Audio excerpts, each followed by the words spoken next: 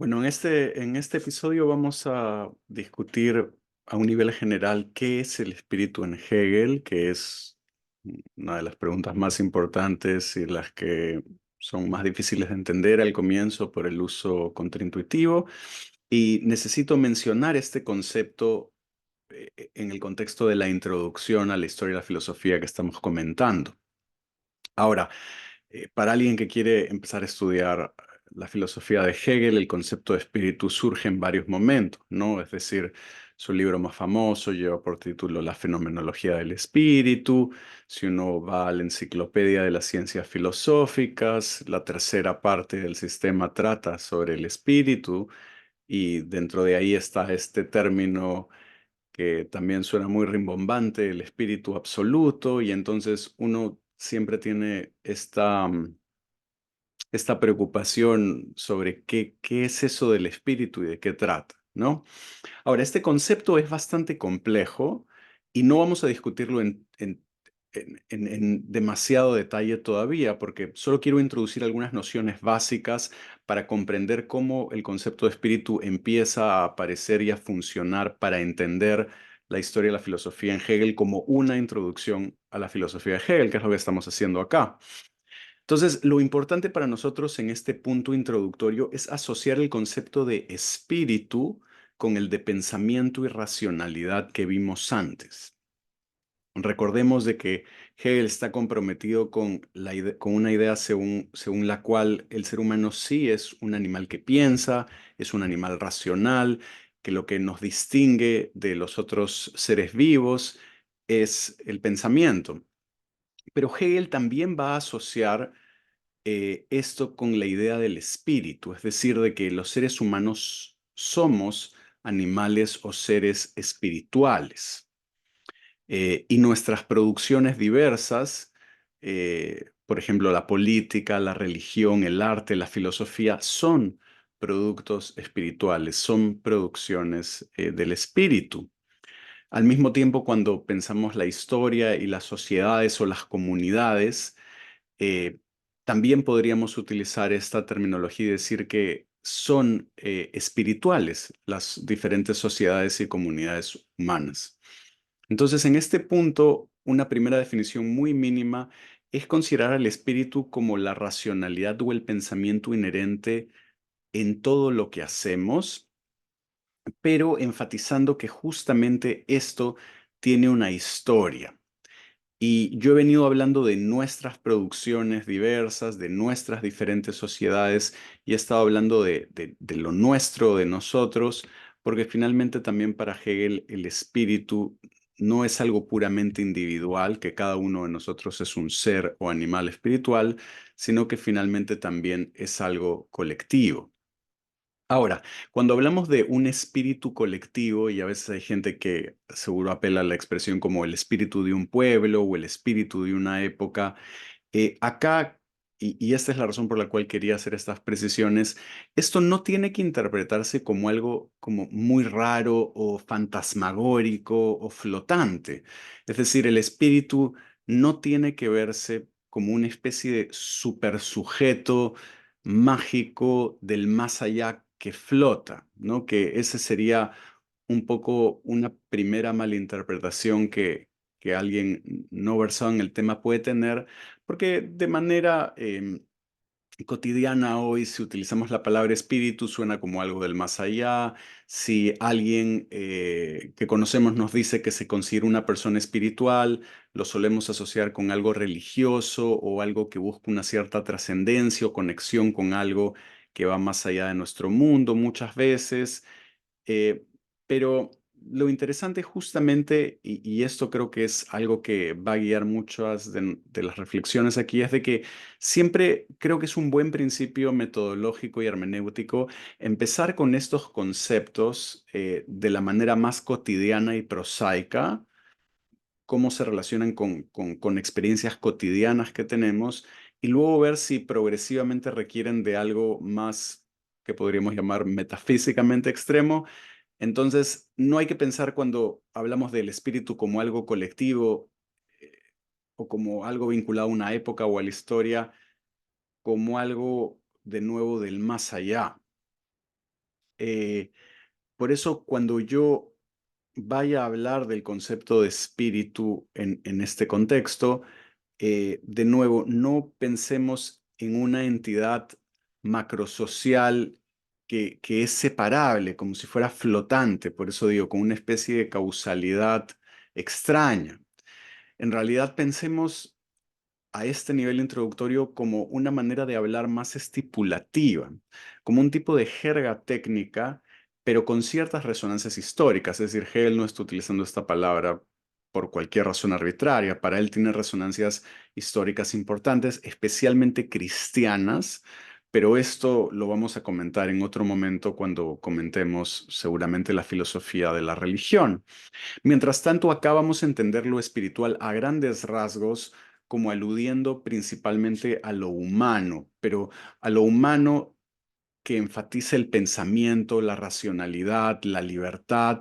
pero en su despliegue que llamaríamos hoy histórico, social y cultural. No es un pensamiento abstracto o una racionalidad abstracta, sino como históricamente ocurre. Entonces, cuando tratamos de pensar en una historia global o mundial o universal, estamos pensando en una historia que comprende los procesos de desarrollo del espíritu, de nuestro espíritu, de la racionalidad humana, en todas sus dimensiones y sobre todo más políticas, sociales o culturales, ¿no? Está incorporada, no es una abstracción. Y la filosofía para Hegel, en este contexto del espíritu, en este sentido de la historia, la filosofía se posiciona como la actividad más elevada de ese proceso histórico colectivo, en el sentido de que trata sobre el pensamiento de la manera más pura posible. No tenemos una historia del pensamiento, de las producciones del pensamiento, pero en la medida en que esto es histórico, concreto, social, hablamos de una historia espiritual, de producciones espirituales, y la filosofía es esta actividad espiritual más alta porque es, quizá nosotros podríamos decir, la más reflexiva y la que tiene que ver con estas categorías o determinaciones del pensamiento últimas. Ahora, lo que podría adelantar acá, y puede sonar un poco extraño, es de que esto para mí implica de que Hegel es una especie de supremacista filosófico. Y esto quiere decir de que para él la filosofía es la actividad más elevada, la que tiene, digamos, esta capacidad de ascender o captar esta propiedad nuestra del pensamiento de la manera más pura posible, tanto en su contenido como en su forma, que para Hegel sería justamente conceptual. ¿Ok? Esto lo vamos a ver un poco más adelante cuando veamos la diferencia de la filosofía con otras producciones espirituales, pero hay que dejarlo claro porque puede haber alguien que venga con interés de estudiar esto, pero que su visión de la filosofía es como una especie de actividad igual a otras actividades. Y más bien Hegel quiere dar a entender de que hay algo muy especial y fundamental en la filosofía, sobre todo en relación al arte y a la religión. Frente a otros filósofos que podrían considerar que el arte quizá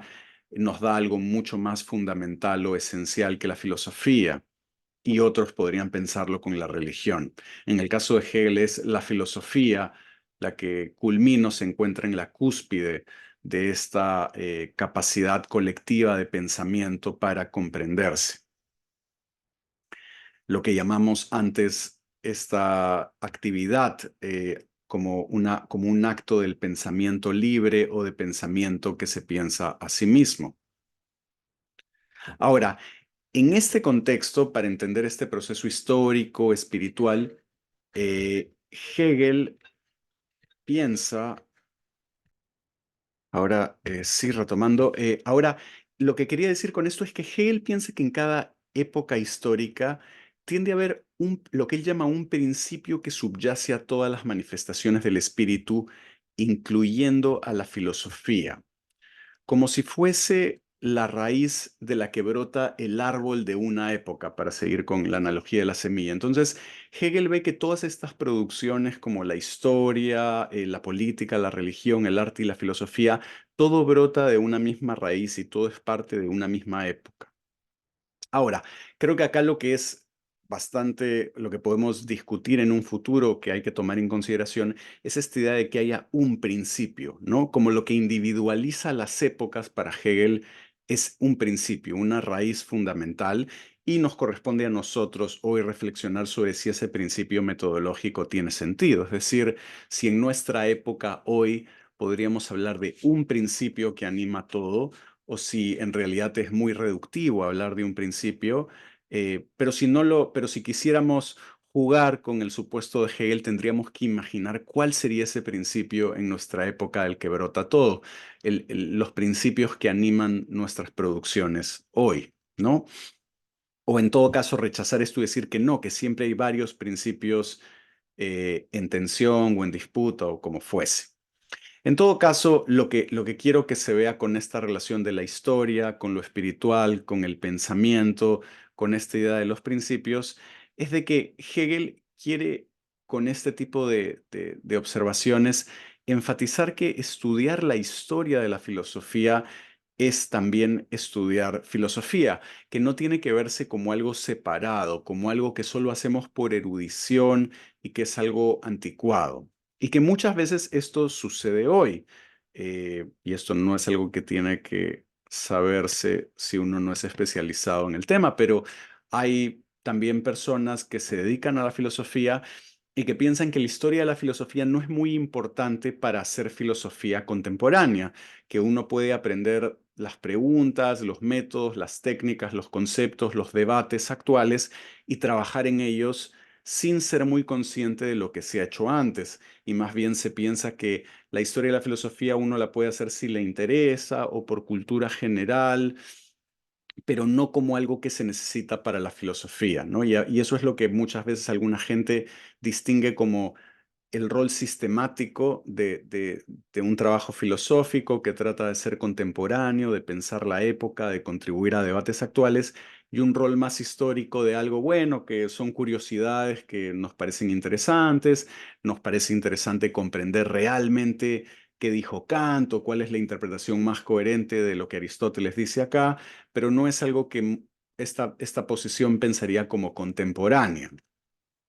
Y más bien Hegel es de la opinión contraria, que no podemos separar radicalmente esta idea de sistema de la idea de historia. Es decir, en tanto él piensa o concibe que la filosofía es este pensamiento que se piensa a sí mismo, pero que es un pensamiento vivo y que es parte de su época, al mismo tiempo esto la conecta con las épocas anteriores porque esta filosofía es el resultado de las épocas anteriores, en analogía con lo que vimos de la semilla o el niño, ¿no?